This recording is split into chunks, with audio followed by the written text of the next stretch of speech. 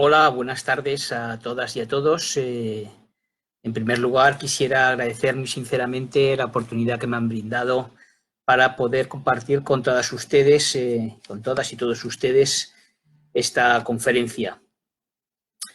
En concreto, me van a permitir que haga una especial mención al profesor David Che por su invitación, que gustosamente he aceptado y que, bueno, espero sea del interés de todas y todos ustedes. En un momento como el que estamos atravesando a nivel mundial, como es el de la pandemia que se ha venido en denominar COVID-19, es importante que destaquemos algunos aspectos que tienen relación con nuestro quehacer profesional y enfermero.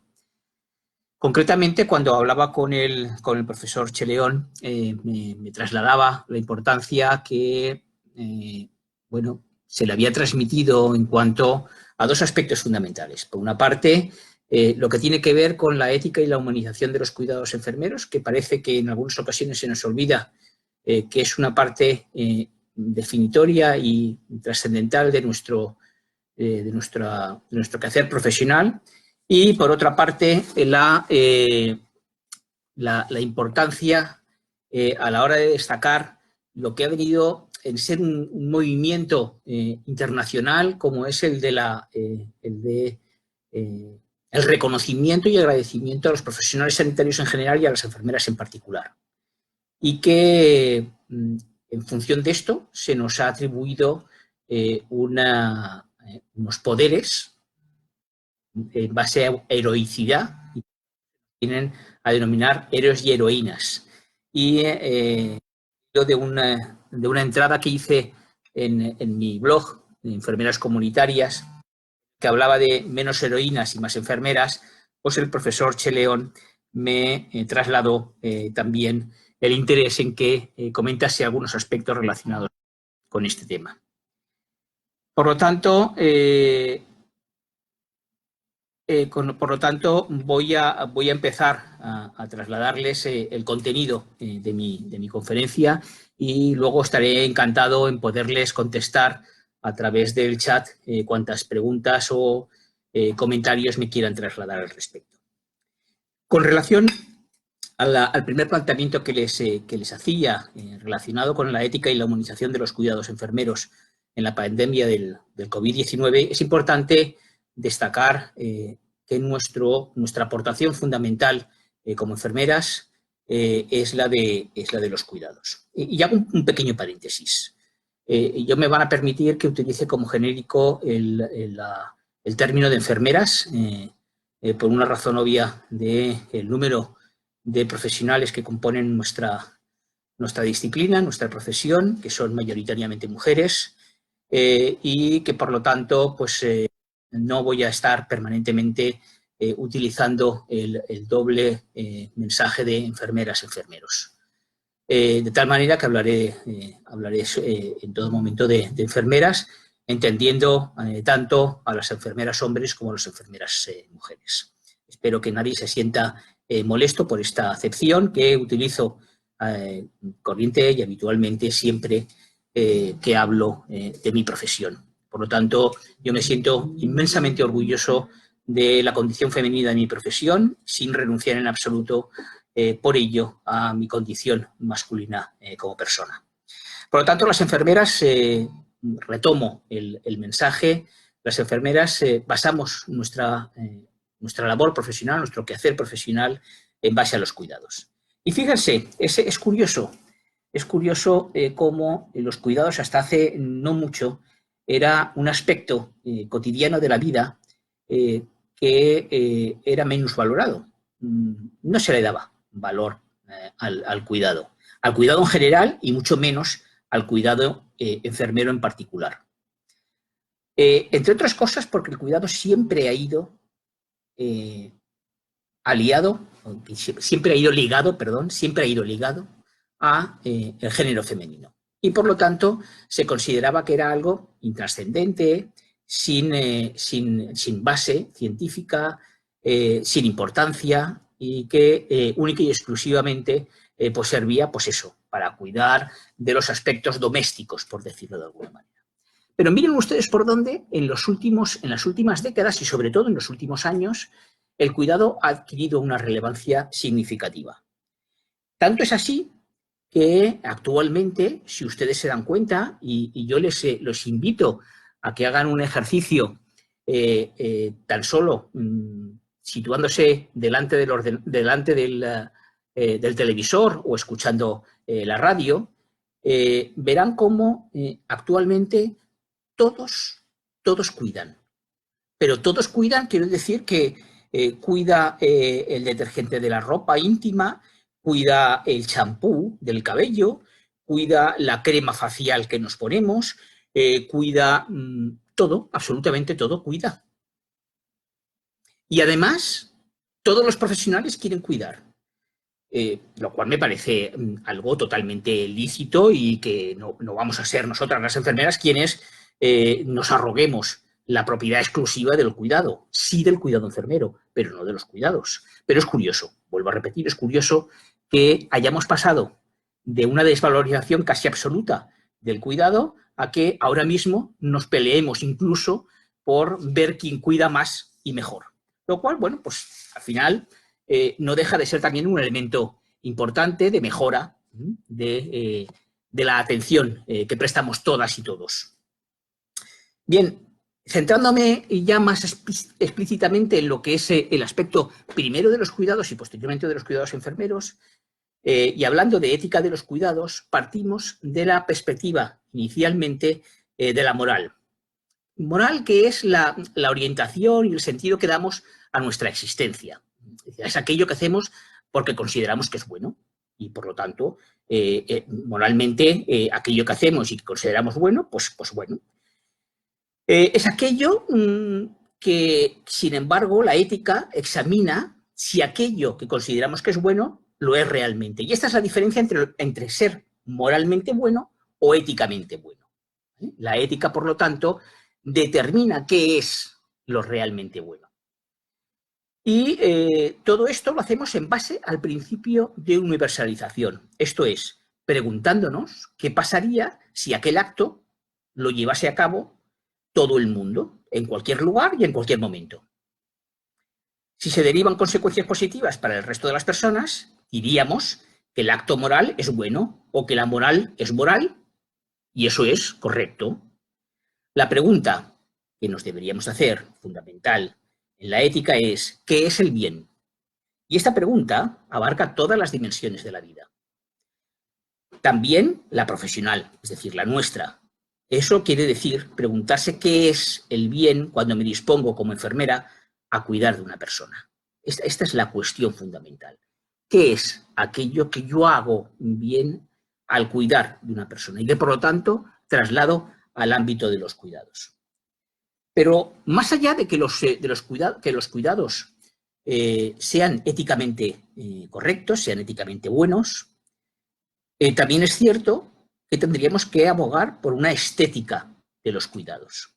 ¿Y qué es la estética? Miren, la estética no se pone en cuestión ni en duda cuando hablamos de obras de arte, cuando hablamos de bellas artes, pero, sin embargo, parece que no está muy bien encajado el hecho de que hablemos de estética cuando estamos hablando de cuidados.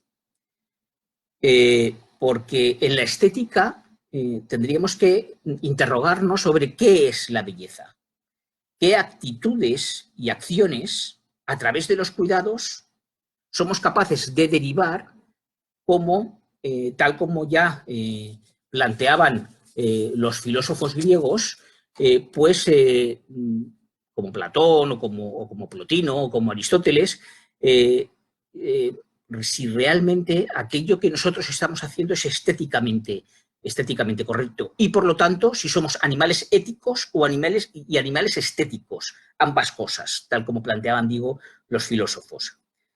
Entendiendo como animal ético la capacidad de juicios y valoraciones éticas, ya hemos visto en qué consistía esto de la ética del cuidado, es decir, aquello que estaba bien, o animales estéticos, la capacidad de juicios y valoraciones estéticas, es decir, aquello que además de bien es bello, o sea, es bonito. Y esto puede parecer un poco ridículo o cursi, si me van a permitir, pero esto es real. Fíjense, hay una consideración que me gustaría compartir con ustedes, y es el hecho de que en muchas ocasiones cuando se le pregunta a la población qué es lo que espera de las enfermeras, una de las primeras respuestas que se dan por parte de la población es: yo quiero que mi enfermera sea simpática. Y a mí siempre me ha llamado la atención esto, ¿no? Quiere decir que ¿por qué las enfermeras tienen que ser simpáticas?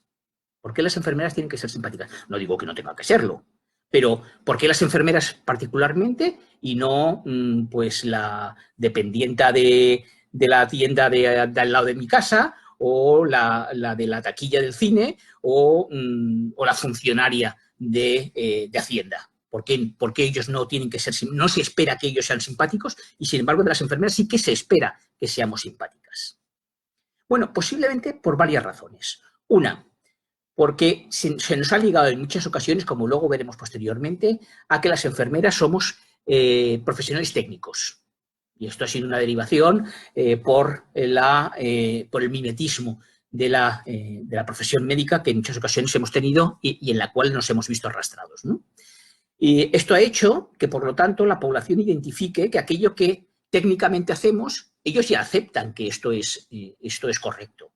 No se cuestionan que nuestra técnica sea buena o mala. Entienden que sí, estamos trabajando como enfermeras, aquello que realicemos técnicamente lo estamos realizando correctamente. Por lo tanto, lo que incorporan como valor añadido es la simpatía, aquello que realmente les aporta algo más. ¿Y por qué simpatía y no, por ejemplo, empatía? ¿Por qué simpatía y no escucha activa? ¿Por qué simpatía y no asertividad?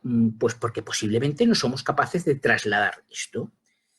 Porque no incorporamos nuestros cuidados a esos valores universales que entroncan de manera directa con los derechos humanos: libertad, inteligencia, conciencia moral. Porque también es cierto que las enfermeras en muchas ocasiones nos dejamos arrastrar por esta concepción del cuidado poco valorativo. Es decir, las enfermeras somos muy dadas a no valorar aquello que hacemos. Bueno, pues aquello que hacemos es lo que siempre hemos hecho, ¿no? Que es decir, cuidar. Y cuidar, pues, como no tiene valor, los primeros que no le damos valor somos las enfermeras.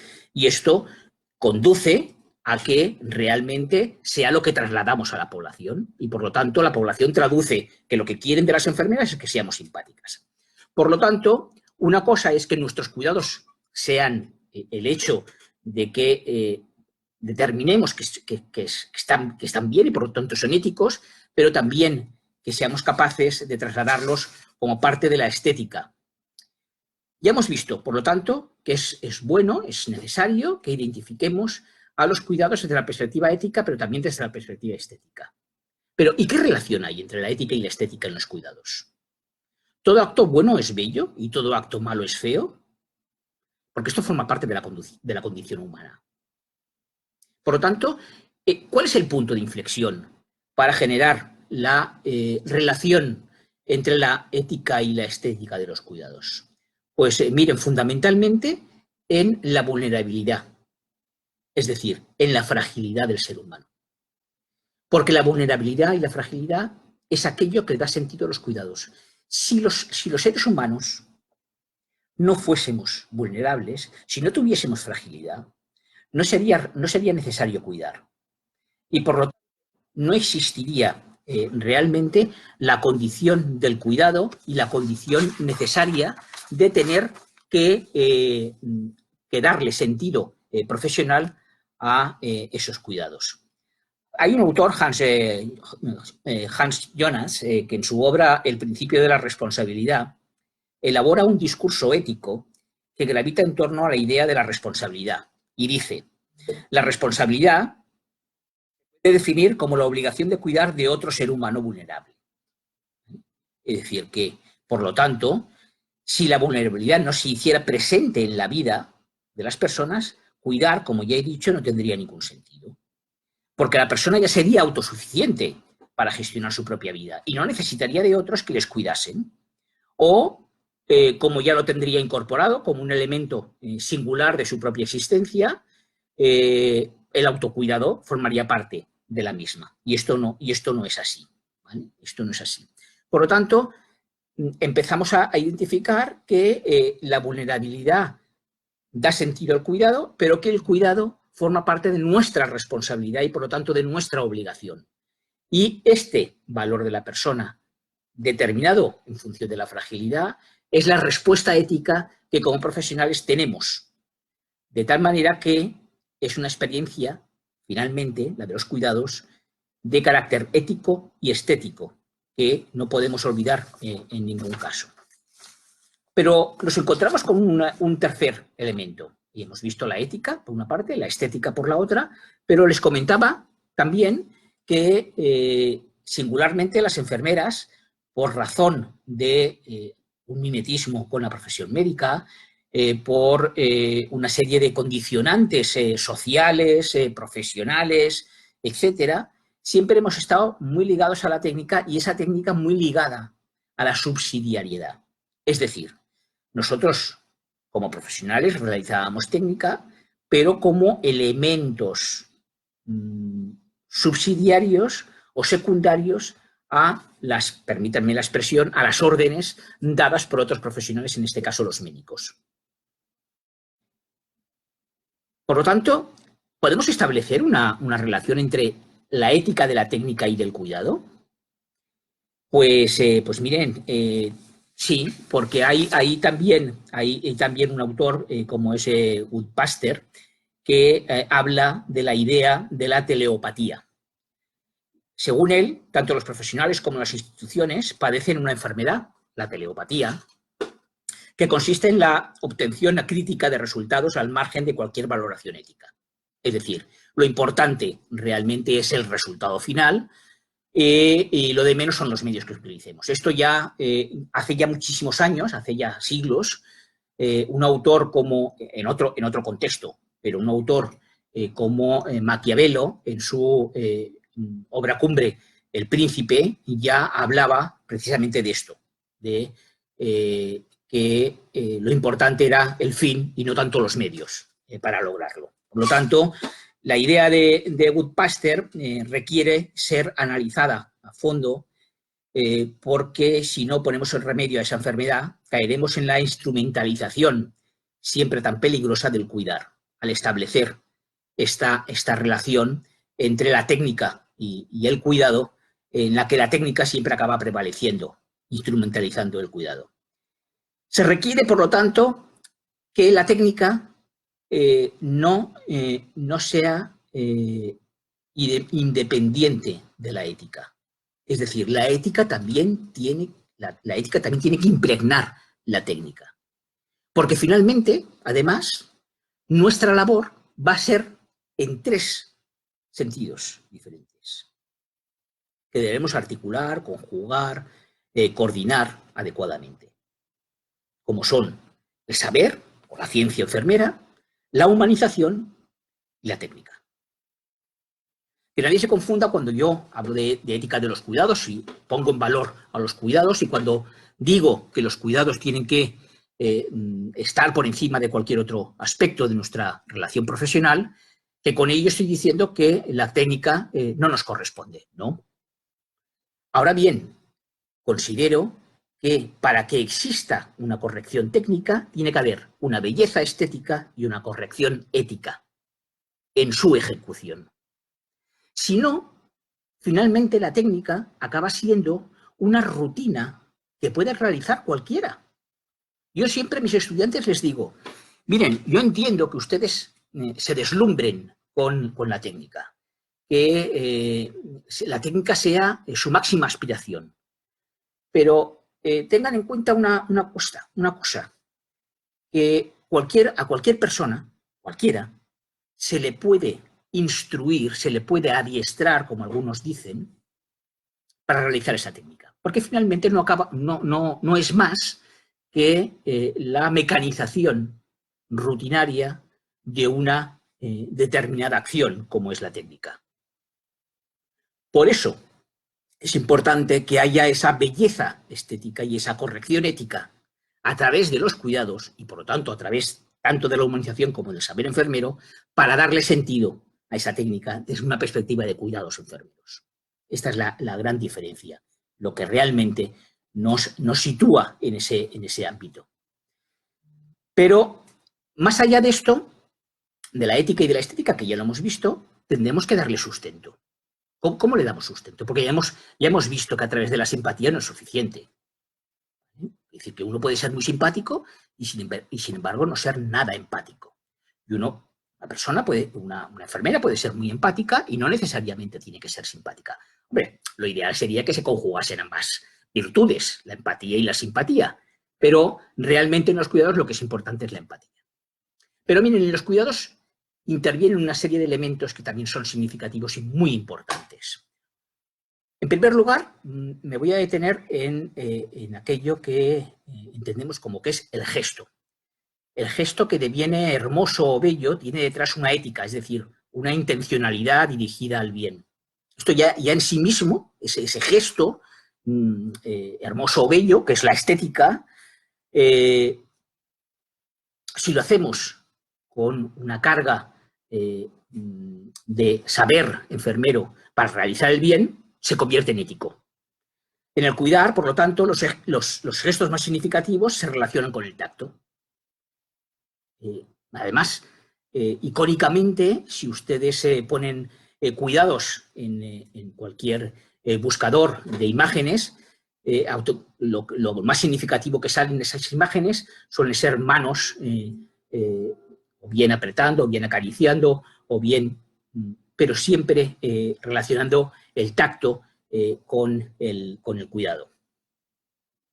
Tocar a una persona, acariciar su frente, darle la mano o poner la mano sobre la espalda, son gestos que en el universo simbólico del ser humano representan una muestra de atención, respeto, proximidad, comprensión, preocupación por el desarrollo la cultura y la cultura del gesto. Queremos decir con esto, por lo tanto, que el gesto debe ser auténtico, no epidérmico. Y cuando digo no epidérmico, no quiero decir que no superficial. No incorporar el gesto como algo también mecánico, como algo rutinario, que se incorpora como un latiguillo, como cuando alguien en la comunicación traslada como único elemento de comunicación: no te preocupes, que no pasa nada. Ya veremos cómo es importante esto también a la hora de hablar de la palabra en el ámbito del cuidado. Porque en el gesto tiene que ser auténtico. Y ese gesto de autenticidad hacia el otro hace que la ética y la estética, ¿vale?, lo que está bien y lo que es bello, se fundan en una sola cosa, que es una ética del gesto con la estética del gesto. Pero el gesto, por sí solo, sin más, no es suficiente. Tenemos que acompañarlo también de la palabra.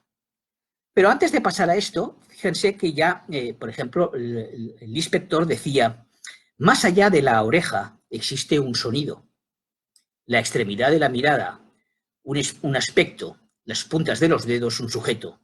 Es allí donde yo voy. ¿Vale?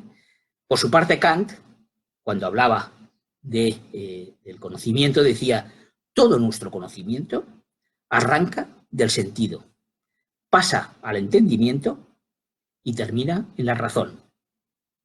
Aquí le estamos dando sustento de saber al hecho del gesto. Porque tal como decía también Oscar Wilde, cuidar el alma por medio de los sentidos y los sentidos por medio del alma. Fíjense cómo vamos articulando, vamos enarbolando un discurso en el que los cuidados adquieren una dimensión que en muchas ocasiones no somos capaces de identificar, no somos capaces de poner en valor. Y ahí entra también la palabra. La palabra entendida esta como hablar, escuchar, comprender, dialogar, oír. En definitiva, cuidar. Porque la palabra en sí misma ya es cuidado. Miren, hay un filósofo ya fallecido como Bauman, me imagino que lo habrán oído hablar en alguna ocasión, el que hablaba, por ejemplo, de la modernidad líquida, cuando hablaba de la información a través de Internet, y decía que en la sociedad posmoderna, o en la modernidad líquida que él denominó, la palabra y todo lo relacionado con ella está en crisis, porque en muchas ocasiones se instrumentaliza. Y esto es algo que, por ejemplo, ahora en esta crisis de la pandemia lo estamos observando de manera muy significativa. Bien, pues precisamente desde la perspectiva del cuidado profesional, enfermero, siempre tenemos que hablar, cuando hablamos de cuidado de la perspectiva enfermera, tenemos que hablar precisamente de esto, tenemos que hablar de cuidado profesional enfermero, que es el que nos corresponde, el que nos es propio, el que dominamos, el que solamente las enfermeras vamos a ser capaces de dar.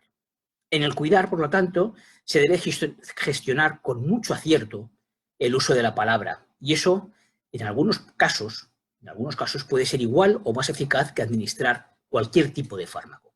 Y esto no es que lo diga yo, esto está demostrado científicamente. La escucha también se relaciona con este binomio, ¿no? Es el cuidar, escuchar a una persona es estar dispuesto a acercarse al otro, a conocer su mundo ideológico y sus rincones, sus sentimientos, sus emociones. La escucha activa, la empatía, la asertividad, el diálogo del silencio, porque el silencio también es comunicación y por lo tanto también son sentimientos y tenemos que respetarlos y tenemos que integrarlos en el cuidado. Porque tal como decía Plutarco, para saber hablar es preciso, sobre todo, saber escuchar. Y, como decía Goethe, los sentidos los sentidos no engañan, lo que engaña es el juicio. Y es lo que en muchas ocasiones, lamentablemente, hacemos. Interpretamos aquello que vemos, interpretamos aquello que escuchamos, porque no utilizamos una de las herramientas fundamentales de las enfermeras en la prestación de los cuidados, como es la observación.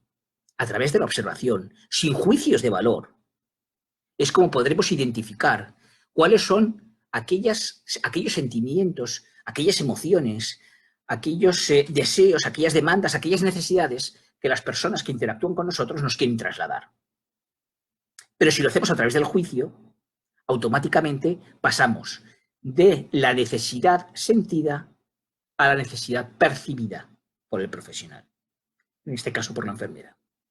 Por lo tanto, es imprescindible que lo hagamos desde esa perspectiva de los sentidos y de la palabra y de la escucha. Juan Donoso Cortés decía, lo importante no es escuchar lo que se dice, sino averiguar lo que se piensa. Porque es relativamente sencillo. Construir un diálogo de conveniencia, de disfraz, de no querer decir toda la verdad. Por lo tanto, es importante a través de esa escucha, a través de la palabra también, averiguar qué es lo que se piensa, qué es lo que piensa la persona que ha confiado en un momento determinado con nosotros. Porque miren, puede suceder que si esa persona identifica que usted está enjuiciándole, si esa persona identifica que usted no es capaz de identificar qué es lo que le quiere trasladar, esa confianza se pierda. Y una vez perdida la confianza es muy difícil de recuperar. Gesto, palabra y la mirada. La observación que comentaba. Necesidades y desigualdades. Esta es otra de las grandes dificultades de ser enfermera. Me va a permitir que les diga, yo siempre a mis estudiantes les digo, miren, ser enfermera es muy sencillo. Es muy fácil. Ser enfermera es muy fácil. Pero lo mismo que ser médico, ingeniero o arquitecto. Es cuestión de estudiar.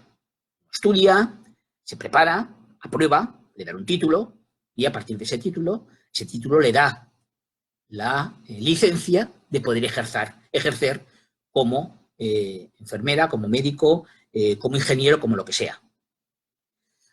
Lo verdaderamente difícil, lo extremadamente complicado, es ser buena enfermera. Esto es lo difícil.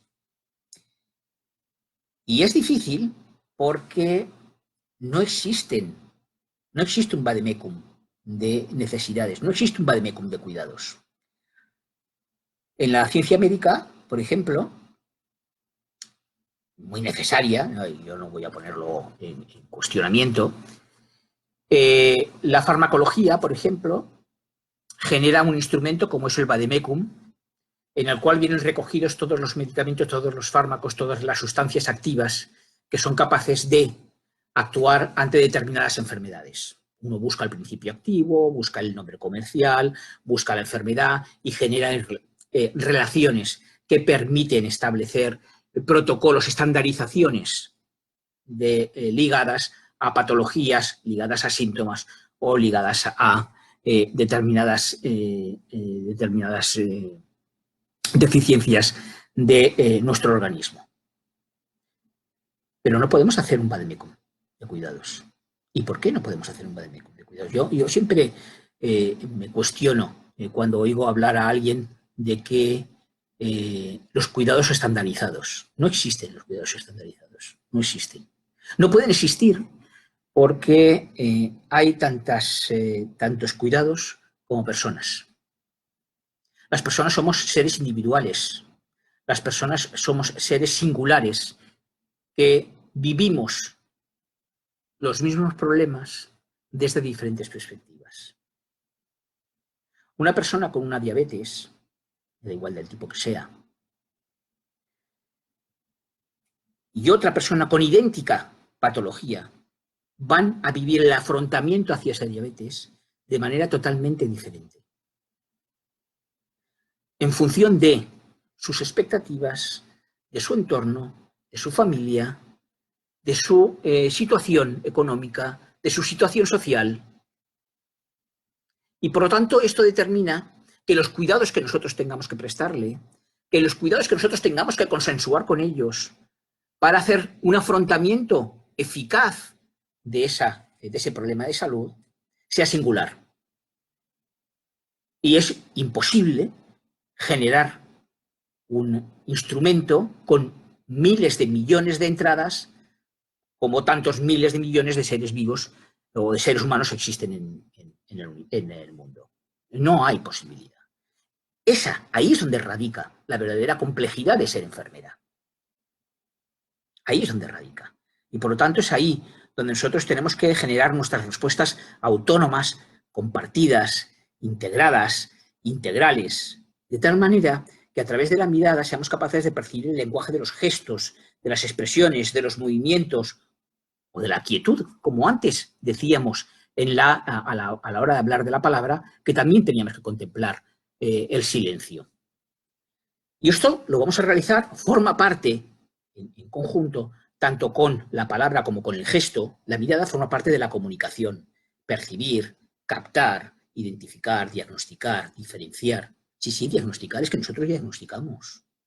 Aunque algunos se empeñen en decirnos que no diagnosticamos, nosotros diagnosticamos. Existe un lenguaje que va más allá de las palabras, decía Paulo Coelho. Y Herbert Cherbury decía que en todas partes una mirada es una forma de lenguaje. Quien no comprende una mirada tampoco comprenderá una larga explicación. ¿Vale? Por lo tanto, fíjese si es importante la mirada también en la perspectiva del cuidado. Y claro, ¿cómo encajamos esto en nuestros sistemas sanitarios actuales, ¿no?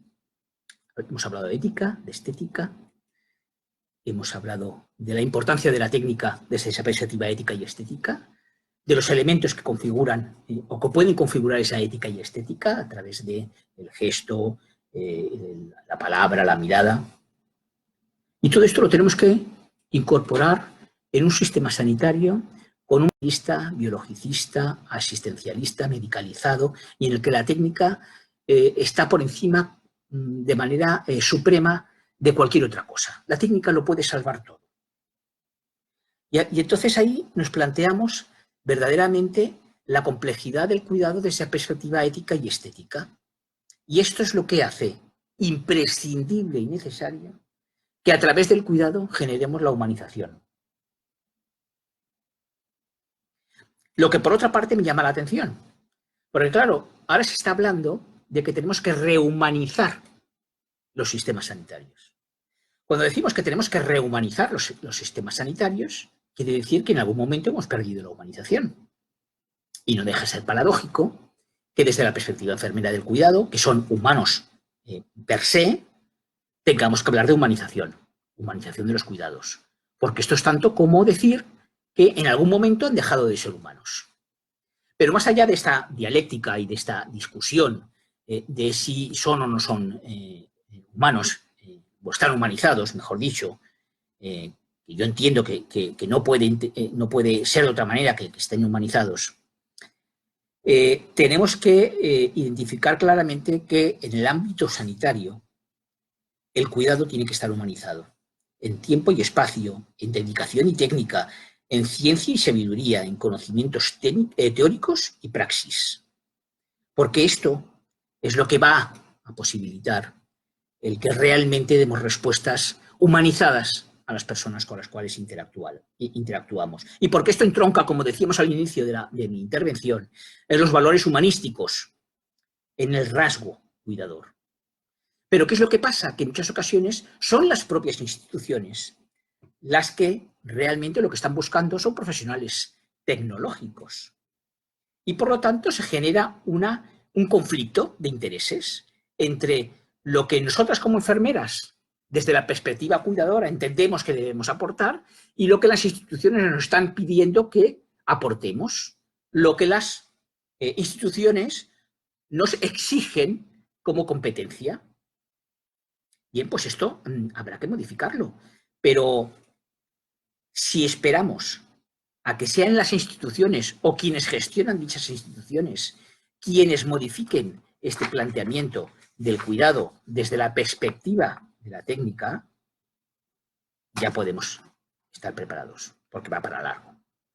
Es decir, tenemos que ser las enfermeras las que realmente aportemos valor al cuidado, nos creamos nosotros primero, antes que nadie, el valor de nuestros cuidados, y a partir de ese momento que seamos capaces de convencer a los demás. Porque por generación espontánea no salen. Esto ya se lo digo yo. No salen. Tenemos que convencer a las instituciones y a la propia sociedad. Por lo tanto, lo primero que tenemos que hacer nosotras como enfermeras es estar convencidas, creernos aquello que somos, enfermeras, y sentirnos orgullosas de lo que somos, enfermeras. Y no escondernos detrás de denominaciones un tanto confusas o realmente pues abstractas. Profesionales de enfermería, la enfermería. A mí me hace mucha gracia cuando digo esto de la enfermería hace, miren, no, la enfermería no hace ni deshace. La enfermería es ciencia, disciplina o profesión. Y la ciencia, la disciplina y la profesión la construyen las enfermeras. Será la disciplina, la ciencia y la profesión aquello que las enfermeras queramos que sea. A través de nuestra acción cuidadora, a través de nuestro saber, a través de nuestra ciencia, a través de nuestra humanización y también a través de la técnica, como he dicho anteriormente. Otro de los elementos que está ligado a la posmodernidad, de la que hablaba Bauman, por ejemplo, es el hecho de que se ha eliminado, porque la técnica se considera que es innecesario, se elimina la espiritualidad, la conciencia, el autoconcepto, el modo de vida y el bienestar. No forman parte ya. Es decir, fíjense que cuando se habla, incluso la propia definición de salud que hace la OMS, perfecto estado de bienestar físico, mental y social, pero no habla de lo espiritual. Y ojo, cuando hablo de espiritualidad no estoy hablando de religiosidad, que puede formar parte de la espiritualidad, pero que no es exclusivamente religiosidad. La espiritualidad son normas, son valores, son formas de afrontamiento que necesariamente tenemos que incorporar como elementos definitorios de nuestro ámbito de cuidados. Porque esa realidad del cuidado es una realidad compleja, que no es lineal, además, como ya he dicho anteriormente, no es lineal porque no se puede estandarizar, porque está en permanente evolución, como está en permanente evolución la sociedad, las personas que la conforman, todos. Y los cuidados que están basados en la ciencia, no por ello tienen que perder su valor humanístico y su valor de ética y de estética, que son los que conformarán finalmente esa humanización.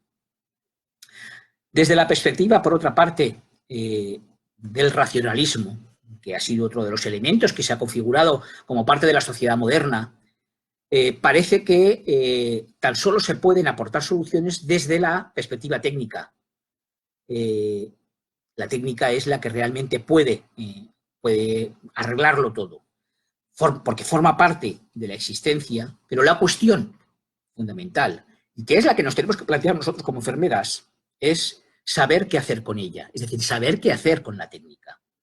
Esto parece una obviedad, pero sin embargo no lo es, porque en muchas ocasiones de esa obviedad lo que se traduce finalmente es que hay una falta de ética y por lo tanto se genera deshumanización. Y ya tenemos el motivo por el cual hace falta una rehumanización, para situar al nivel de la dignidad humana los cuidados que nosotros prestamos como enfermeras. Este es el elemento fundamental en el que debemos de generar.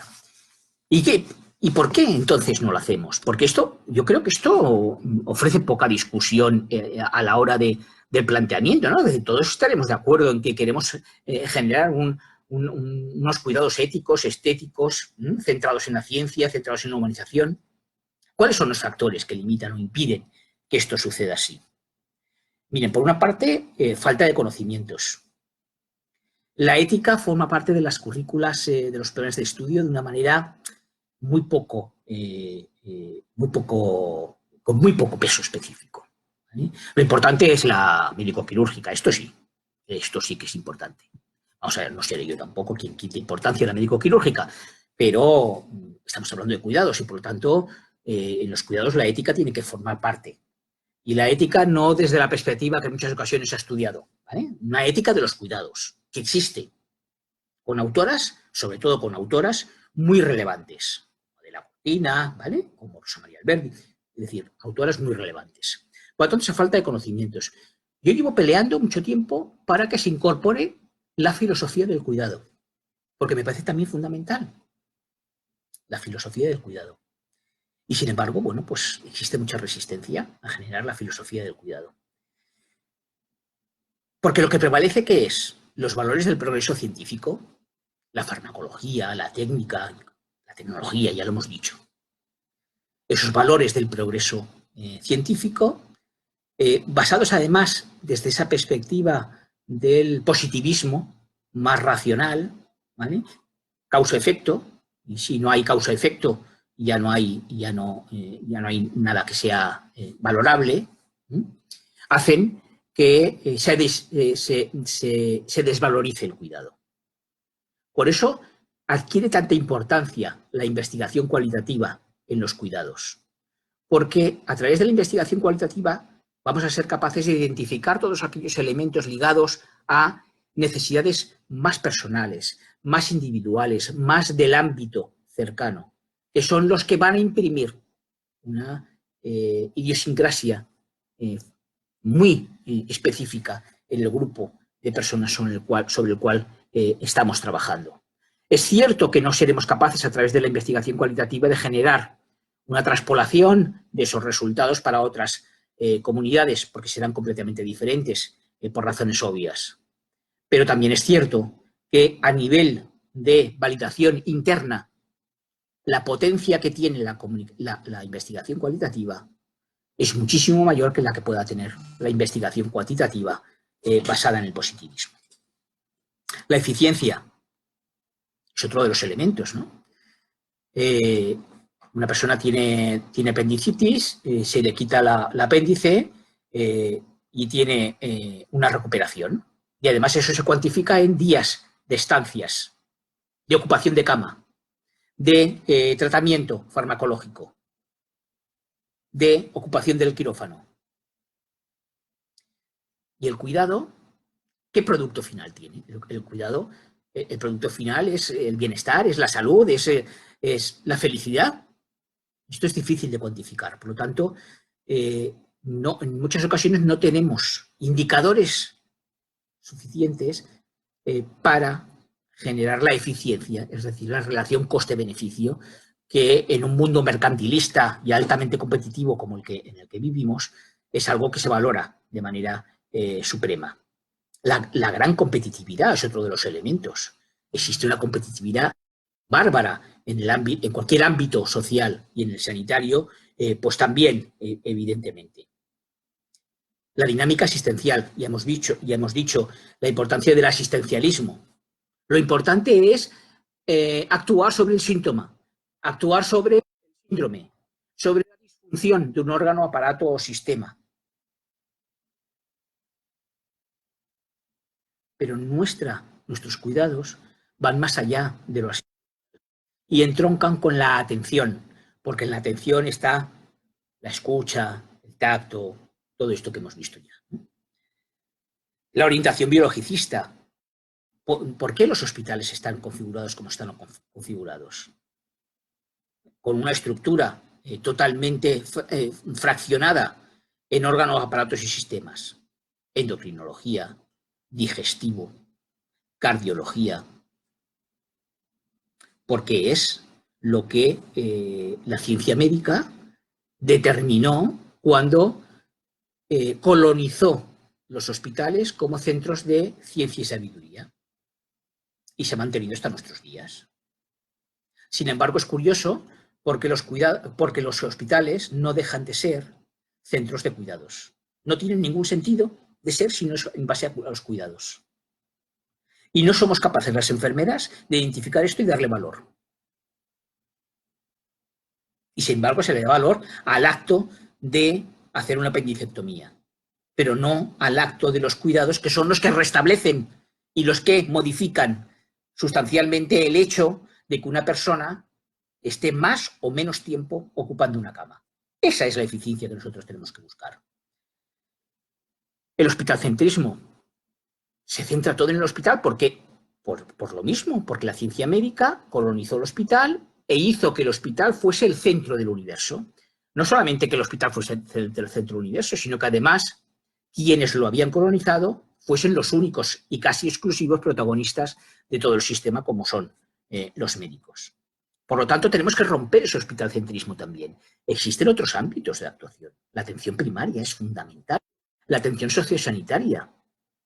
Y ahí las enfermeras tenemos una capacidad autónoma de acción que, desde mi punto de vista, todavía no hemos sabido explotar suficientemente.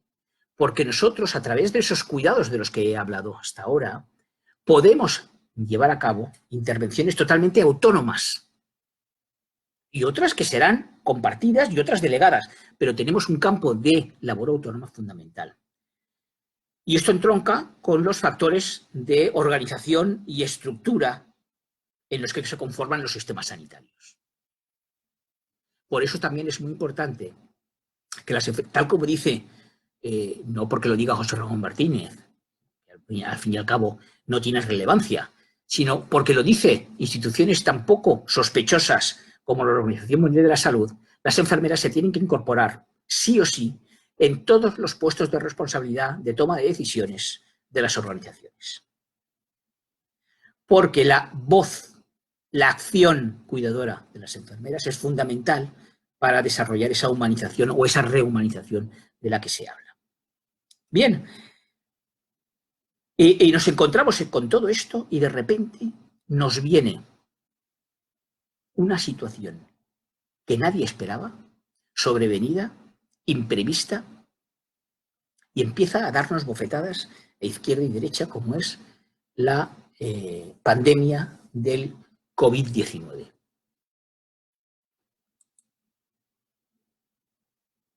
Y nos quedamos prácticamente paralizados. No sabemos cómo actuar ante esta situación de sobrevenida de la pandemia. Y empezamos a trabajar en base a ensayo-error. Y además lo hacemos en base al sistema que tenemos, que es el sistema asistencialista, hospitalcentrista, medicalizado, tecnológico, etc. ¿Y esto qué es lo que genera? Esto genera fundamentalmente desconfianza. ¿Desconfianza en quién? Pues miren, desconfianza en el sistema, sanitario y en el Estado hacia las personas. ¿Por qué? Desconfianza. Porque si no generara desconfianza, no se habría impuesto un confinamiento. Es una libertad vigilada. Nos han confinado en nuestras casas y tenemos un comportamiento ejemplar, como se dice, porque si no tenemos ese comportamiento ejemplar, nos multan, nos ponen una sanción económica. Y esto es lo que nos duele y esto es lo que nos hace quedarnos en casa. Por eso existe esa desconfianza del Estado, del sistema sanitario hacia la sociedad, hacia las personas, pero también de las personas hacia el sistema. Porque las personas identifican claramente que existe un alto riesgo, que nadie sabe explicar por qué, porque existe además un alto riesgo de contagio y porque dos razones más. Una, que puede provocar la muerte y puede provocar el colapso del sistema sanitario. Y esto genera desconfianza también en las personas. Y esto genera un conflicto importante que entronca en dos principios fundamentales de la bioética, como son el principio de autonomía a nivel individual y el principio de la beneficencia a nivel colectivo. Centrándome en el principio de autonomía, que entronca fundamentalmente con la solidaridad, que en muchas ocasiones se retrae, es decir, no se desarrolla por una coacción que genera el confinamiento y que, por lo tanto, limita la responsabilidad de las personas a actuar por el bien colectivo.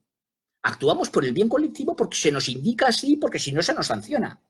Y eso genera una desconfianza de la eficacia hacia el desconfinamiento y hacia la libertad responsable.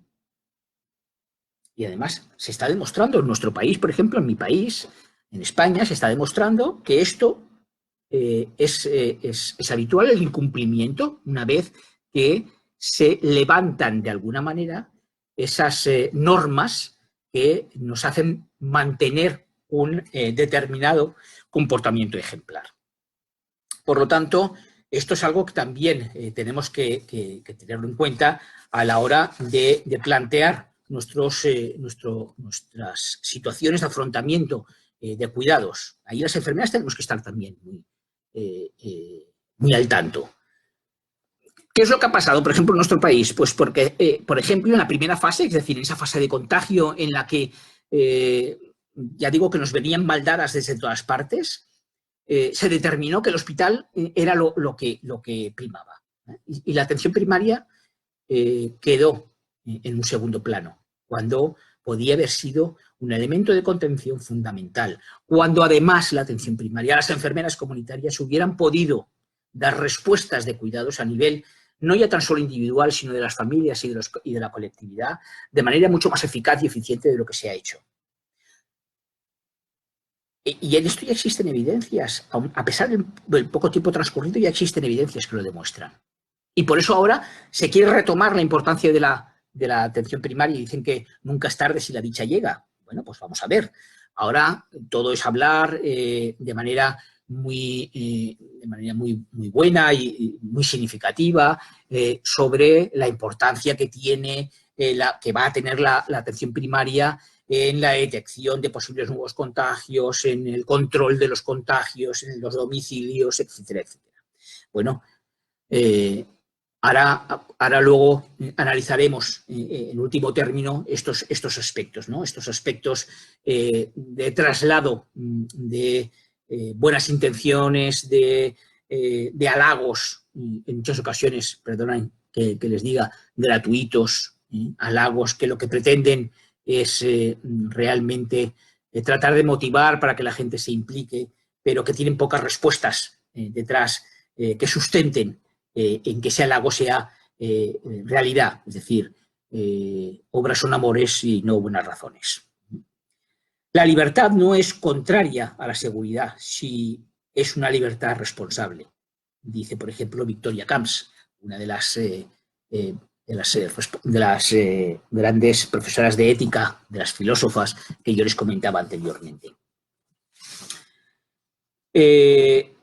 Por lo tanto, en este panorama actual, nos sitúa. En el anterior también, pero vamos a situarnos en el presente, en el que, por lo menos en España, y aunque en función de los países las fases son diferentes, pues por ejemplo, en Brasil ahora mismo está esa curva famosa, está en pleno ascenso, en México también. Bueno, se tiene que llegar a lo que se denomina el pico, que no deja de ser paradójico que una curva tenga pico, de llegar al pico de la curva para que empiece a descender. Y en esa situación en la que estamos, los cuidados adquieren una dimensión bárbara, impresionante. Y esto tenemos que identificarlo las enfermeras para liderarlo, abanderarlo. Liderar el cuidado como compromiso de bienestar y como solidaridad. Como compromiso de bienestar, desde la perspectiva del cuidado, aunando conocimiento científico, humanístico y técnico, como comentaba anteriormente. Y desde la perspectiva de la solidaridad, desde ese valor ético que contrapesa el miedo para poner su competencia al servicio de todos y de todo, como vienen haciendo las enfermeras y muchos profesionales de la salud. Montserrat Busquets, que es una enfermera y además filósofa y profesora de ética, dice que la presencia cuidadora a través de la cual las personas saben y sienten que están en buenas manos. Esto es lo que nosotros tenemos que ser capaces de trasladar como enfermeras. Y en todo esto, la sociedad identifica que los profesionales de la salud en general y las enfermeras en particular se convierten en sus héroes o heroínas. Y en principio, esto genera una cierta respuesta de halago por parte de los profesionales, porque finalmente, bueno, pues de alguna manera se nos reconoce aquello que hacemos. Yo decía en otra entrada, en un momento determinado, decía que habíamos pasado de villanos a héroes. En España estaban creciendo de manera singular y significativa el número de agresiones a profesionales de la salud en los centros sanitarios. Villanos. Y sin embargo, ahora hemos pasado a la perspectiva de héroes. Mire, ni antes éramos villanos, ni ahora somos héroes. Y esto es lo que debemos de ser capaces de transmitir. Porque claro, hablar de héroes cuando existe un recorte sistemático de recursos y sueldos en los sistemas sanitarios, cuando como derivación de las crisis, la última, la del 2008, se produjo un descenso en las inversiones de los sistemas sanitarios, una mercantilización bárbara de la empresa privada, con una reducción incluso de las plantillas, con una desvalorización del trabajo en general y del enfermero en particular, con una falta de apoyo tanto de gestores como de políticos, en el que el voluntarismo es el elemento fundamental de motivación. Y esto no puede funcionar, porque me van a permitir que les diga que solamente desde el voluntarismo lo que finalmente acaba provocando es lo que se conoce, por lo menos yo lo pongo ese nombre, como el síndrome del, voy a utilizar una palabra menos fuerte, ¿no? El síndrome del tonto. Yo tengo mucha voluntad, me creo lo que soy, me creo lo que hago, creo que tengo que hacer un cuidado como el que tengo que hacer, implicándome con la persona, con la familia, con la comunidad. Pero cuando me di cuenta, miro hacia atrás y me encuentro con que estoy solo. Y que además esto no viene determinado por una política de salud, por una estrategia del sistema, sino porque yo lo hago voluntariamente, a costa de mi trabajo, a costa de mi vida personal incluso.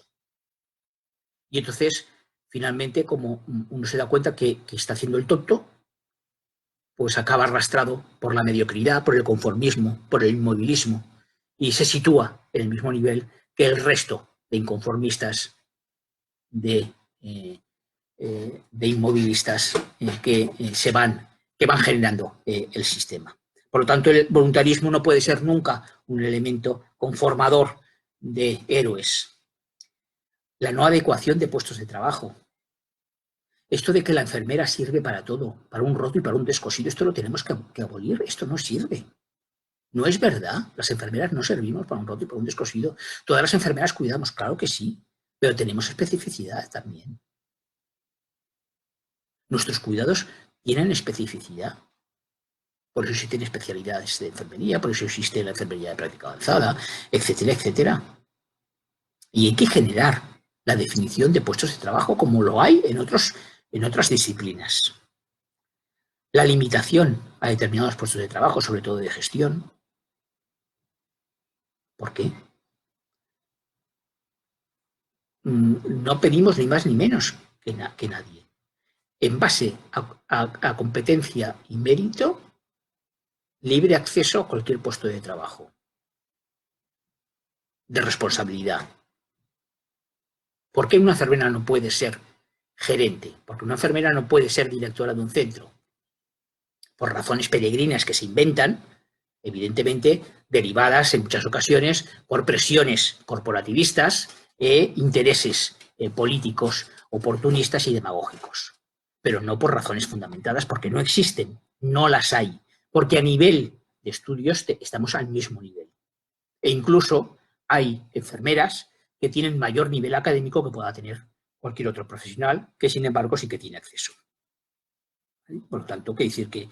Y luego, por otra parte, claro, hay otro elemento fundamental, y es que no existe una profesionalización de los puestos de trabajo, sino que en muchas ocasiones, los puestos de responsabilidad, de toma de decisiones, son puestos de libre designación, es decir, puestos a dedo, para que hagan aquello que yo quiero que hagan. El político que yo quiero que haga una determinada cosa y entonces elijo a mis marionetas. La no valoración de la investigación enfermera, por ejemplo. Se habla mucho de investigación, pero cuando las enfermeras quieren investigar, siempre hay cortapisas, siempre hay impedimentos. Entonces, las enfermeras en muchas ocasiones tienen que investigar a costa de su tiempo, a costa de su vida personal. Y esto no funciona así. Primera, las enfermeras tienen que poderse integrar en igualdad de condiciones en cualquier equipo de investigación. Porque lo importante no es lo que se sea, sino lo que puedo aportar. Yo como enfermera, ¿qué es lo que puedo aportar? Yo, que, bueno, pues por razones X, he tenido la oportunidad de viajar en muchos países, incorporarme en algunos proyectos de investigación. Me llamó la atención al principio cuando me sentaba con los miembros del equipo de investigación y nadie me preguntaba, ¿y usted qué es? No me lo preguntaron, ¿eh? Sin embargo, me preguntaban, ¿usted qué puede aportar? ¿Qué es lo que va a aportar al grupo? Porque esto es lo que les importa. Con independencia de que seas médico, ingeniero, enfermero o lo que quieras. Lo que realmente importa es qué puedes aportar. Esta es la importancia. Y esto es lo que tenemos que provocar. Por lo tanto, tampoco podemos ser heroínas desde la perspectiva de la falta de investigación propia. Una limitación en la formación y la asistencia de actividades científicas. Siempre hay algún pero para no poder dar un permiso para que alguien vaya a una actividad científica. Cuando los gerentes y los gestores, empezando por las gestoras enfermeras, deberían volverse locas y locos porque sus profesionales fueran a esas actividades científicas a presentar resultados y, por lo tanto, a poner en valor a su institución. La exclusión sistemática en comisiones, en grupos de trabajo, porque, al fin y al cabo, las enfermeras que van a aportar.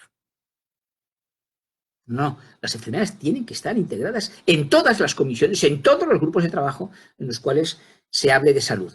En todos. Porque siempre que se hable de salud, siempre que se vaya a abordar la salud, desde cualquier perspectiva, las enfermeras tenemos mucho que aportar desde la perspectiva del cuidado, desde la perspectiva de la humanización. Y luego hay un elemento que no podemos desligar de nuestra realidad profesional, que comentaba al inicio de mi intervención, como es el hecho de la gran cantidad de mujeres que conforman este colectivo. Y no existen políticas de conciliación familiar que favorezcan el desarrollo eficaz tanto profesional como científico, de las enfermeras. Y esto es una realidad que también se debe incorporar, porque si no se generan sesgos de género en todo el proceso de las profesiones. Para pasar, por lo tanto, de la heroicidad a la normalidad, porque vamos a tener que pasar a la normalidad. Cuando menos nos descuidemos, volveremos a ser villanos. Cuando menos nos descuidemos, volveremos a ser villanos. Y para ello tienen que desaparecer las agresiones. La valoración del cuidado tiene que ir más allá de la simpatía. Tenemos que eliminar la subsidiariedad. No es lícito que nos sigan identificando como la enfermera de... No. En todo caso, la enfermera de la comunidad, pero no la enfermera de nadie más. Yo no soy enfermera de nadie. Soy enfermera. Me debo a la comunidad, a la que presto atención, a la que presto mis cuidados. Y por lo tanto, lo que quiero es que se haga un reconocimiento específico a esta aportación enfermera, a ese cuidado singular, a ese cuidado humano, ese cuidado humanizado que presto. Que haya una visibilización real de la gestión enfermera. Y cuando hablo de visibilización específica de la gestión enfermera, no me estoy refiriendo exclusivamente a la alta gestión, a la dirección enfermera o a cualquier otro puesto de responsabilidad. Me estoy refiriendo a la gestión que toda enfermera, por el hecho de ser enfermera, desarrolla en su ámbito profesional en el día a día. Porque gestiona recursos, porque tiene que priorizar, porque tiene que planificar, y todo esto es gestión. Y tenemos que visibilizar esa gestión porque esto genera eficacia y eficiencia. Es decir, genera buenos resultados y además genera unos buenos resultados en función de unos costes-beneficios mucho más favorables de lo que lo hacen otros profesionales. El acceso libre en función a conocimiento y competencia a cualquier puesto de trabajo, como comentaba anteriormente, en el que se tomen decisiones reales. No, yo en mi organización tengo enfermeras asesoras. No. Un asesor, todos sabemos lo que es. Un asesor es a alguien al que se le escucha, pero al que no se le hace caso. O en todo caso, valga la redundancia, le haré caso si me interesa. Y además lo haré propio. Y si no me interesa, como si no hubiera pasado nada. No. Yo lo que quiero son enfermeras en puestos de toma de decisiones en las que exista la responsabilidad de que esa toma de decisión es una toma de decisión enfermera, desde una perspectiva enfermera. Y no solamente a puestos de responsabilidad de cuidados enfermeros, a cualquier puesto, porque una enfermera no puede ser directora general de recursos humanos. Porque una enfermera no puede ser directora general de prestación asistencial cuando es un abogado, un economista o un médico. ¿En qué nos diferenciamos de ellos? Sí, nos diferenciamos en que nosotros somos enfermeras y ellos no.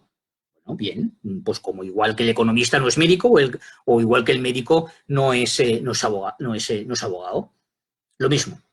Por lo tanto, libre acceso en función de capacidad y mérito a cualquier puesto de responsabilidad.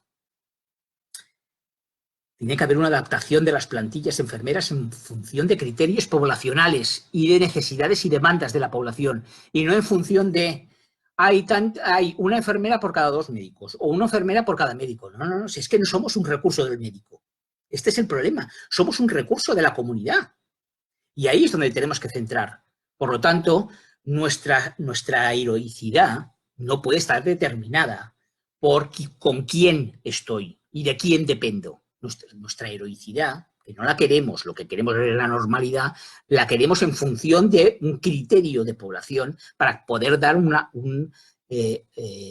prestación de cuidado racional, eficaz y eficiente. En el que haya un reconocimiento además de competencias y asimilación de puestos. Es decir, que se pueda reconocer claramente cuáles son las competencias que yo tengo que desarrollar en ese puesto de trabajo.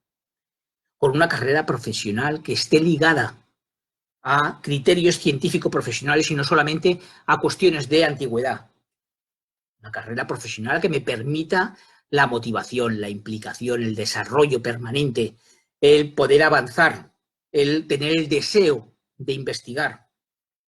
pero para eso hay que generar una carrera profesional propia enfermera, con un reconocimiento de la formación académica y continuada, que dé acceso a las enfermeras a esa formación y además que lo haga en su tiempo laboral y costeado por las propias organizaciones.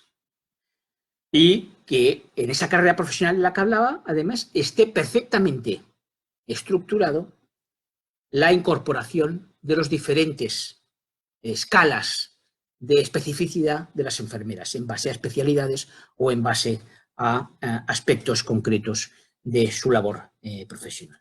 Por lo tanto, desde esta perspectiva es desde la que tenemos que anular esa concepción de heroínas que se nos ha otorgado de manera artificial, posiblemente con todo el buen ánimo, con toda la buena intención, pero que si continuamos deslumbrados por esa percepción de heroicidad que se nos traslada, perderemos de vista la importancia que tiene nuestro desarrollo profesional, la importancia que tiene nuestra valoración y nuestra valorización como enfermeras en los sistemas sanitarios y, lo que es más importante, en la sociedad en la cual estamos incorporados. Hay otro elemento que es fundamental y es el liderazgo enfermero. Y ese liderazgo enfermero muchas veces se confunde. Hay grupos dentro de la profesión enfermera que creen que el liderazgo pasa por ocupar un poder que ya está capitalizado, el poder médico. Es un absurdo. Primera, porque no nos corresponde, el poder médico es el poder médico y se fundamenta en el paradigma médico. Y por otra, porque están muy fortalecidos en ese ámbito de poder. Pero es que, más allá del poder médico, existen otros ámbitos de poder, de liderazgo, que podemos capitalizar, liderar nosotros, como es el de la comunidad. Ahí es donde nosotros tenemos que incidir. En nuestro liderazgo en la comunidad, ser identificados y reconocidos como líderes de los cuidados en la comunidad. Cuando hagamos esto, seremos capaces de que realmente las instituciones perciban la importancia que tiene el tener enfermeras. Esto ya hay algunos países que ya lo han resuelto, fundamentalmente también a través de investigaciones científicas. Mira, hay investigadoras como por ejemplo Linda Aiken o Olga Harrin, que han desarrollado investigaciones muy potentes en las que demuestran, generan evidencias en las que demuestran que el número de enfermeras y la capacitación de estas enfermeras es determinante en la reducción de la morbimortalidad. Esto es lo que nosotros tenemos que ser capaces de trasladar. Pero existen investigaciones también que trasladan claramente que el hecho de que hayan un número determinado de enfermeras adecuado a las necesidades y a los criterios poblacionales con alta capacitación genera una población mucho más alfabetizada en salud, mucho más autónoma, mucho más responsable y mucho más generadora de espacios saludables. Y es uno de los objetivos fundamentales que tenemos como enfermeras y sobre todo como enfermeras comunitarias, que es la de mantener sanos a los sanos. Y este es el liderazgo que nos corresponde como enfermeras, el de situarnos en el ámbito al lado de la comunidad y no al lado de otro profesional. Con el cual tenemos que trabajar también, por supuesto, porque no nos equivoquemos. Nada vamos a ser capaces de realizar desde la exclusiva acción enfermera. Como tampoco se puede realizar nada absolutamente desde la exclusiva acción médica, por mucho que se lo puedan plantear o creer. Tan solo desde una perspectiva de trabajo en equipo transdisciplinar, es decir, en la que las fronteras de las competencias entre unas y otras disciplinas estén muy difuminadas, porque en muchas ocasiones se solapan. Lo que prime, lo que realmente esté por encima de todo, sea el objetivo común de atención a la comunidad y no qué hay de lo mío, de mi ámbito corporativo. Esta es la cuestión. Cuando seamos capaces de trabajar desde esa perspectiva, en la que no estemos permanentemente mirándonos el ombligo, en la que no estemos permanentemente pensando que alguien nos está atacando y en el que perdemos el tiempo de manera muy importante llorando. Siempre digo que las enfermeras lloramos mucho, ¿no? Y en muchas ocasiones parecemos plañideras. Y tenemos que dejar de llorar. De casa se tiene llorado ya. Lo que hay que hacer es entrar en acción. Hay que actuar para cambiar las cosas, para generar ese ámbito de cuidado profesional por el cual seamos identificados. Y que por lo tanto dejemos de ser identificados como falsas heroínas, como los falsos héroes de las películas de Marvel, y realmente entremos en la normalidad de ser lo que somos, enfermeras. Pues muchas gracias. Espero que esto les haya aportado al menos elementos de crítica, elementos de debate, elementos de reflexión, para a partir de ahí generar puntos de inflexión que nos permitan avanzar en nuestro desarrollo científico profesional. Muchas gracias. Y a partir de aquí, si quieren trasladar cualquier tipo de comentario o cualquier pregunta, estoy dispuesto a lo que consideren.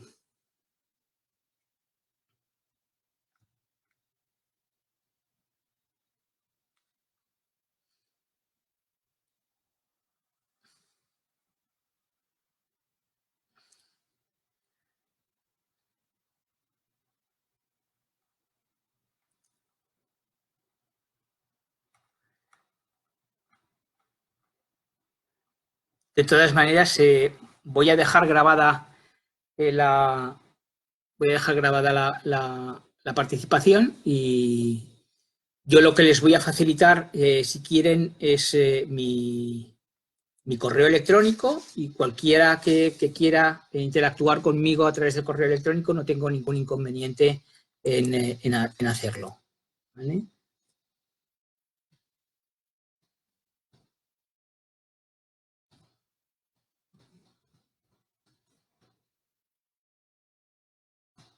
Bien, por ahí tienen mi correo electrónico, y cualquier cosa que consideren o quieran, pues encantado de poder participar con ustedes. No sé si alguien quiere trasladarme alguna cuestión, aparte de las felicitaciones que agradezco de verdad muy sinceramente, y que me llenan de satisfacción y de orgullo, ¿no? Quiero decir que...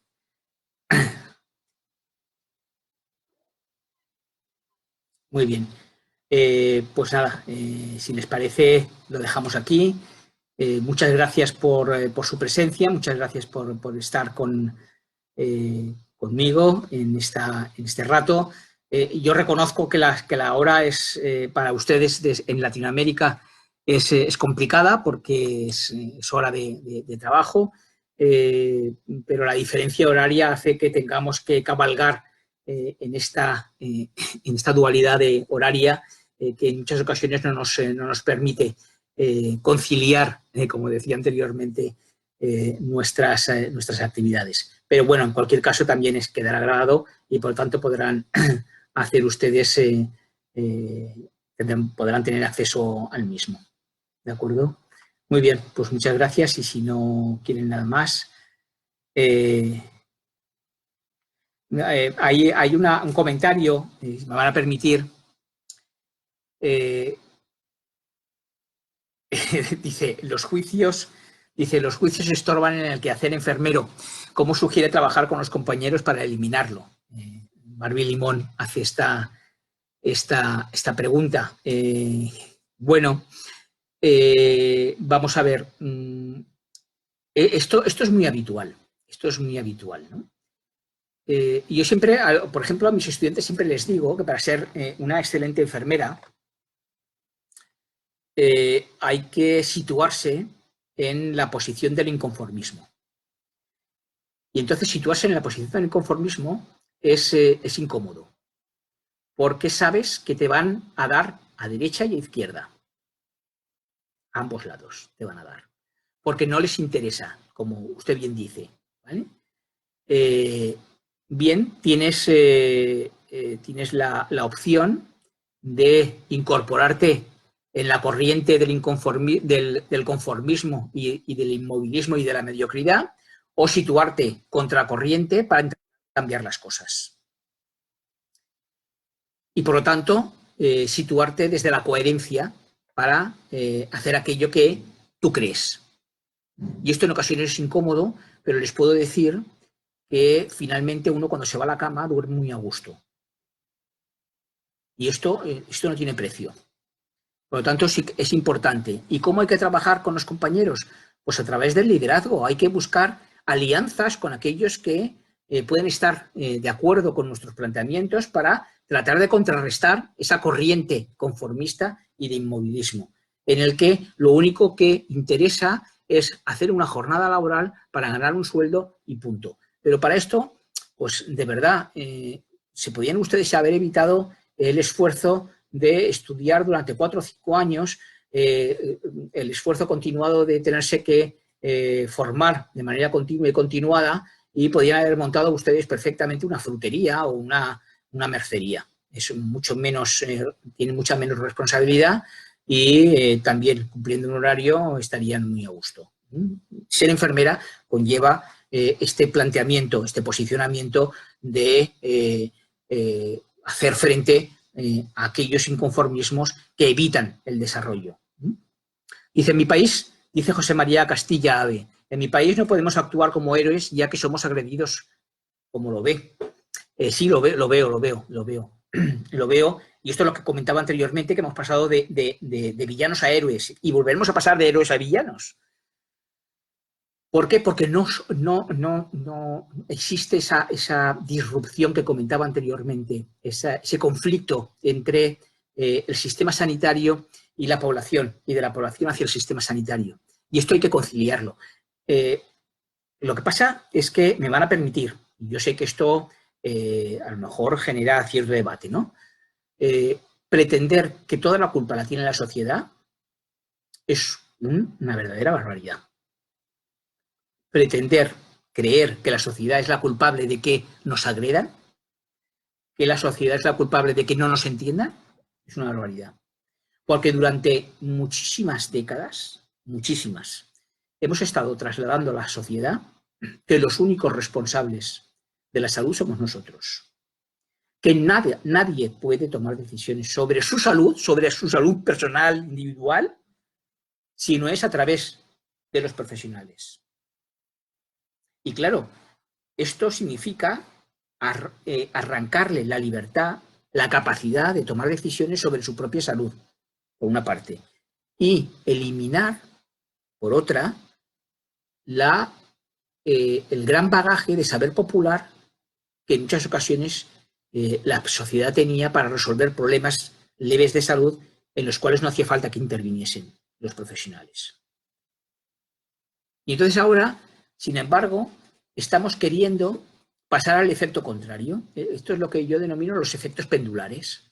Hemos pasado de decir, ustedes son esclavos del sistema sanitario y de los profesionales y no pueden hacer nada si no es con nuestro consentimiento, con nuestras órdenes, con nuestras indicaciones, y ahora decimos, no, yo quiero que ustedes sean autónomos y responsables.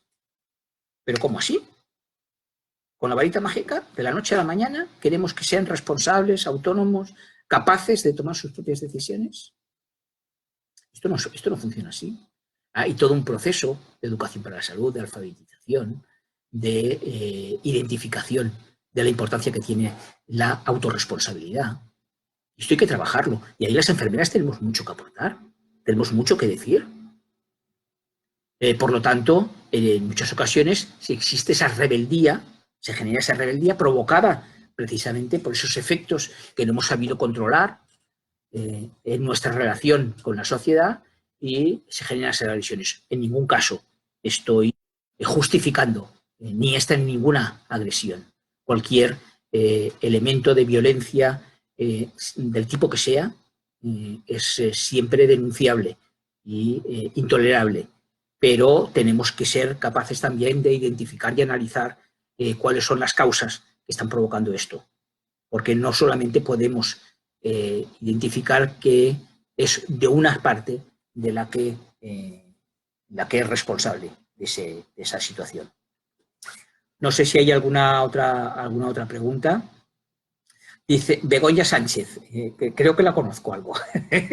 Buenas tardes, Begoña. ¿Cómo crees que debemos abordar el cambio legislativo del Estatuto Marco de los Profesionales de la Salud de 1973 que sigue vigente en algunas comunidades autónomas? Pues esto es una pregunta trampa, ¿eh? Para ser amigo, dice, con amigas como tú no hace falta tener enemigas. No, es una broma. Pues mire, abordar el cambio legislativo del Estatuto Marco pasa fundamentalmente por, y esto sin ir más lejos, ayer lo hablábamos, Begoña, por generar competencia política en las enfermeras. Las enfermeras tenemos que generar competencia política, pero no una competencia política que se sitúe única y exclusivamente en los órganos de políticos de los legislativo, tal que también. No, una competencia política desde la base, en la que identifiquemos la importancia de esos cambios sustanciales y en los que generemos liderazgos reales que sean capaces de movilizar y, por lo tanto, de provocar los cambios que son necesarios, como el que comentas del Estatuto Marco.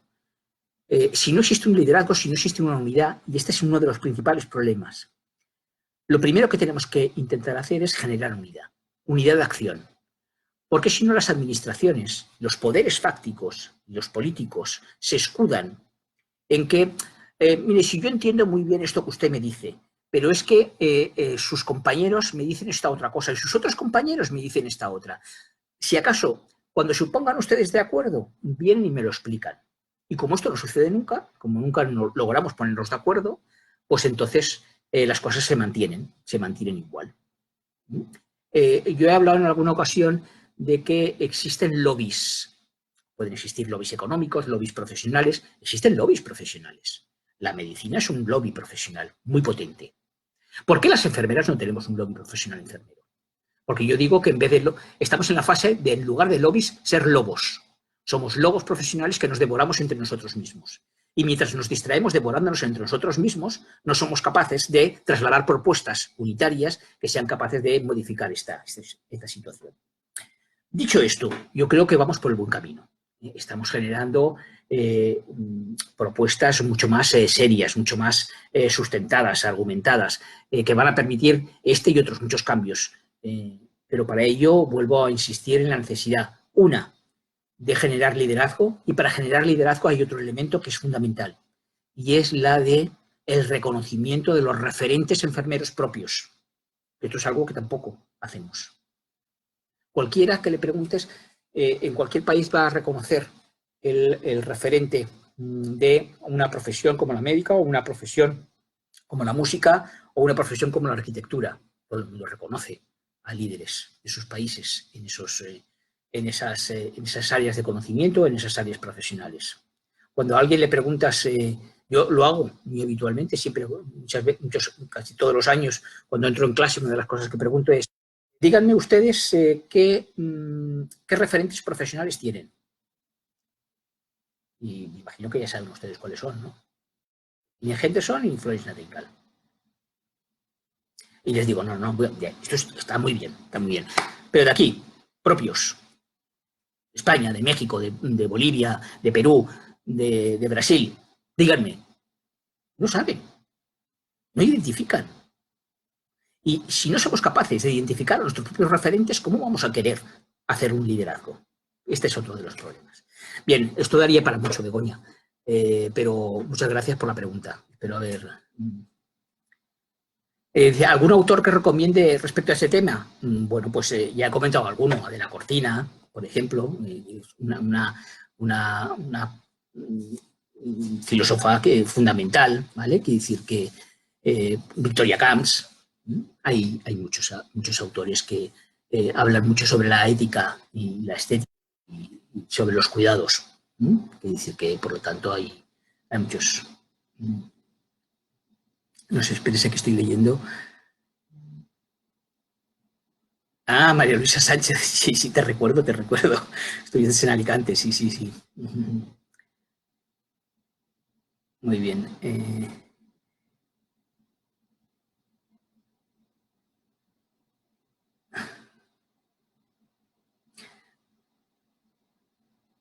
Sí, bueno, quiero decir que mi querido amigo y compañero Jorge Mínguez, desde La Rioja, en España, comenta la expropia como de la salud como hecho cotidiano del modelo médico hegemónico. Bien, pues esta es nuestra labor, ahí es donde tenemos que trabajar, Jorge, en esa permanente lucha de que la salud no puede estar en manos de ninguna disciplina en exclusiva. La salud es un derecho universal de la cual somos responsables toda la sociedad, toda. Por eso hablamos de una acción intersectorial en la que participen los diferentes sectores. Ese poder hegemónico que vino determinado por una colonización de la clase médica con relación a la salud, que es curioso porque colonizó la salud para destruirla y transformarla tan solamente en enfermedad y muerte. Y además identificando la muerte como fracaso. Por lo tanto, se quedaron solamente con la enfermedad.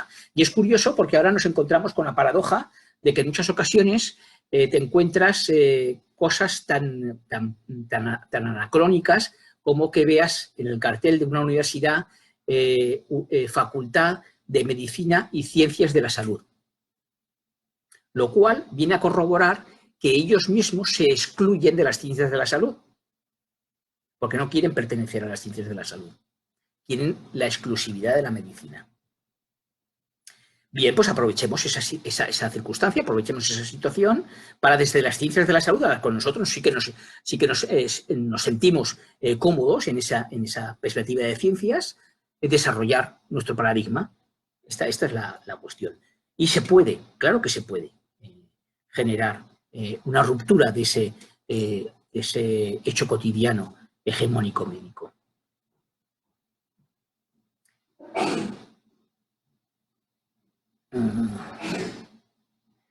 ¿Qué más? ¿Cuál sería la vía para llegar a esos puestos o cómo es allí en su país? No, estoy convencido de que no es muy diferente a lo que será en México, en Manuel. La dinámica para romper esto es la misma que estaba comentando antes cuando respondía a Begoña. Quiere decir que tenemos que ser capaces de romper estos mecanismos, estas estructuras totalmente rígidas que impiden nuestro acceso a puestos de responsabilidad. Y además tenemos que hacerlo pensando, yo siempre digo que no, el problema no es pensar que no quieren que accedamos porque creen que no vamos a saber hacerlo. ¿Sabéis cuál es el verdadero problema? El verdadero problema es que no quieren que accedamos porque saben que lo vamos a hacer mucho mejor que ellos. Este es el problema, porque lo hemos demostrado en muchas ocasiones. Las enfermeras somos mucho mejor gestoras que muchos profesionales y, por lo tanto, la barrera que se interpone es una barrera de miedo a que seamos capaces de demostrar lo bien que lo sabemos hacer y que, por lo tanto, vean peligrar su hegemonía, de la que hablaba Jorge, la hegemonía médica en todas las estructuras. Bien, pues las tenemos que romper y ya se están rompiendo, ya existen. Jorge mismo, que se escuda en su anonimato, actualmente es subdirector de cuidados en una comunidad autónoma en el sistema de salud, pero tenemos directoras generales, tenemos una consejera, que todavía son cosas anecdóticas o poco. Bien, pero tan solo hace 5 años esto nadie lo hubiera pensado. Y otro elemento fundamental es el fortalecimiento de las organizaciones enfermeras. No veamos en las organizaciones enfermeras un elemento de enemistad o de confrontación. Colegios profesionales, sociedades científicas, son fundamentales en el desarrollo científico profesional. ¿Que no nos gusta cómo trabajan? Vale, totalmente de acuerdo. Pero no nos limitemos solamente a lo que decía anteriormente, no nos limitemos a llorar. De casa se viene llorado.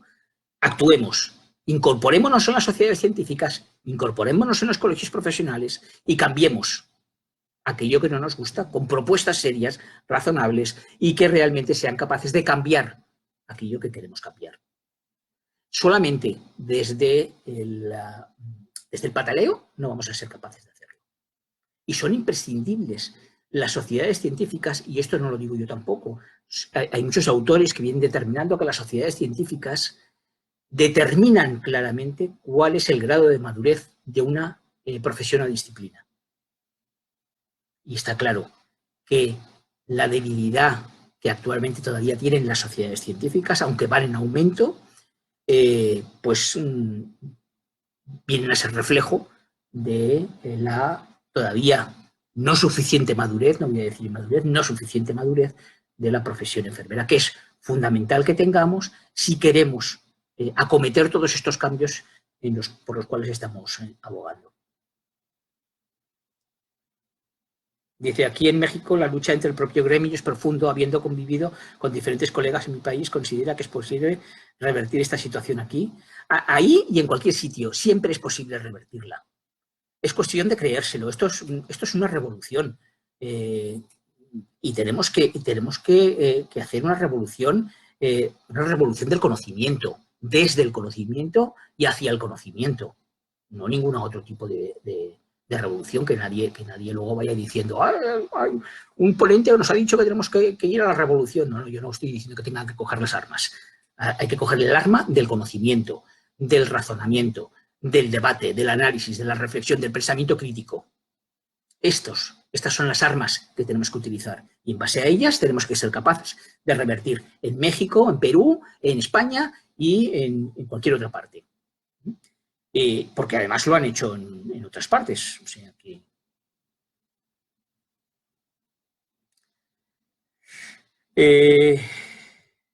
el seguro de edad otorgó liderazgo a las enfermeras a nivel nacional.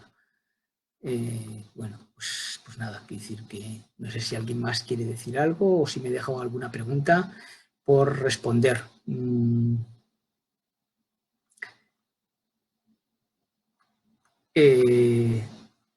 Reitero mi agradecimiento por estar aquí. Me encantaría poderles ver las caras y poder tener una relación más ligada con esa ética y estética que comentábamos anteriormente, a través de la palabra, de la mirada y del gesto, pero esto lamentablemente no es posible a través de las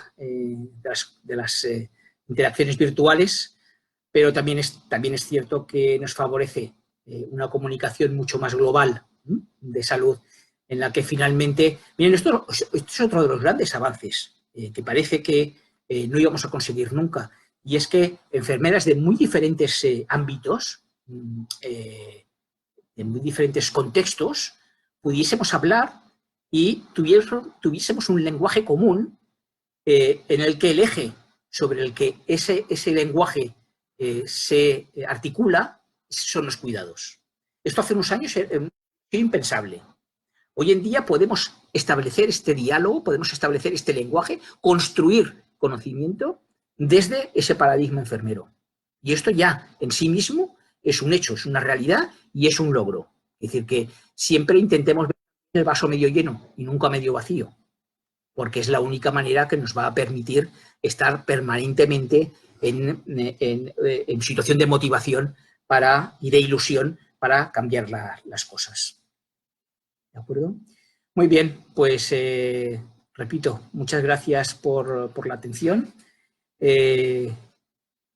Y bien, lo dejamos aquí. Si no hay nadie que haga una intervención de manera inmediata, vuelvo a repetir, encantado. Muchas gracias a Emmanuel por la oportunidad que me ha brindado y quedo a su entera disposición para cuanto consideren. Y Emmanuel, sabéis que me tenéis también a vuestra disposición para cualquier otra ocasión. Muchas gracias y hasta la próxima. Adiós, un abrazo.